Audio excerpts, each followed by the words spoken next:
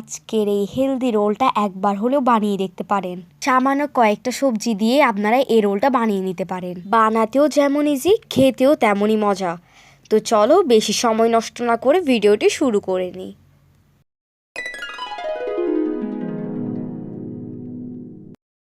প্রথমে নাস্তাটি তৈরির ক্ষেত্রে আমাদেরকে একটি ডো তৈরি করে নিতে হবে। রোলটা সফট হওয়ার জন্য আমি প্রথমেই রুটির মতন কাই করে নেব। খেয়াল রাখতে হবে যাতে ডোটা বেশি স্টিকি না হয়। ডো তৈরি হয়ে গেলে আমাদের এখন লেচি কেটে নিতে হবে। অবশ্যই ডোটা খুবই ভালোভাবে মুথে নিতে হবে যাতে রোলটা খুবই সফট হয়।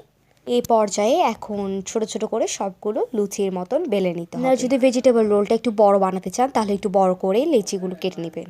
এখন হচ্ছে রোলের স্টাফিং বানানোর পালা। যেহেতু এটা ভেজিটেবল রোল তাই আমি এখানে ব্যবহার করেছি গাজর, বরবটি, ফুলকপি, পেঁয়াজ কলি।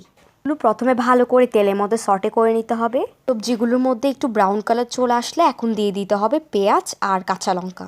এগুলো পরে দেওয়ার কারণ পেঁয়াজ আগে দিলে একটু পুড়ে যাওয়ার সম্ভাবনা থাকে। এখন সবগুলোকে খুবই ভালো করে ফ্রাই করে নিতে হবে। আপনারা চাইলে অন্যান্য ভেজিটেবলসগুলো ইউজ করতে পারেন। আমি এখন কিছু মশলা অ্যাড করেছি যেটা কিনা হলো হলুদের গুঁড়ো, মরিচের গুঁড়ো আর লবণ। আপনারা চাইলে মরিচের গুঁড়োটা স্কিপ করতে পারেন, আমি দিয়েছি যেহেতু আমরা একটু বেশি ঝাল খাই।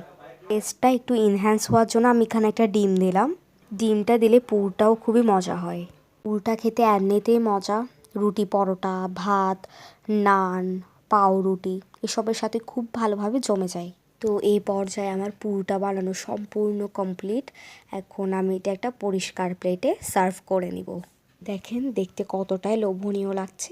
আপনারা কিন্তু এটাকে এমনিতেও স্যান্ডউইচ ব্রেডের সাথেও খেতে পারেন। আমরা তো প্রত্যেকবার লুচির মতন হাতে মেখে ডো তৈরি করে তারপর রোল বানাই, কিন্তু এরকম করে তো কখনো বানিয়ে দেখিনি। একবার হলো আমাকে বিশ্বাস করে এটা বানিয়ে দেখুন। উপরে যেমন ক্রিস্পি হয় ভিতরে তেমনই সফট হয়। রেসিপির দিকে আসা যাক। আমি যে শিটগুলো বানিয়েছিলাম রোলের জন্য তার এক সাইড করে এই বেশি না একদম কম পরিমাণ পুর দিতে হবে, তারপর এভাবে রোল করে নিতে হবে। আমি এটা একেবারে ভালো করে সিল হওয়ার জন্য পানি ইউজ করেছি। আপনারা চাইলে হাত দিয়ে চেপে দিতে পারেন।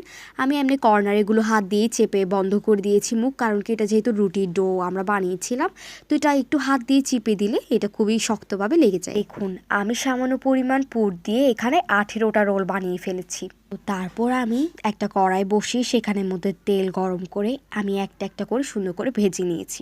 দেখেন কতটাই ইজি এই রোলগুলো বানানো, আর কিছু পরিমাণ পুর দিয়েও কতগুলো হয়ে যায়। আমার তো প্রায় 18টার মতনই হয়ে গেছে রোল।